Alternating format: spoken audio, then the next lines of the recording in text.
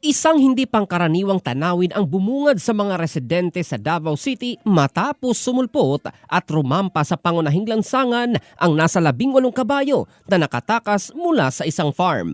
Agad nag-viral ang insidente matapos itong makuna ng video ng mga residente at motorista sa lugar. Ipinagtataka nila kung saan nanggaling ang mga kabayo at kung bakit nakarating sa panulukan ng lungsod. Ang naturang mga kabayo ay galing umano sa barangay Tigato at gumala mga 8 kilometro mula sa kanilang pinanggalingan. Muntik pang nagdulot ng aksidente sa mga motorista ang mga hayop.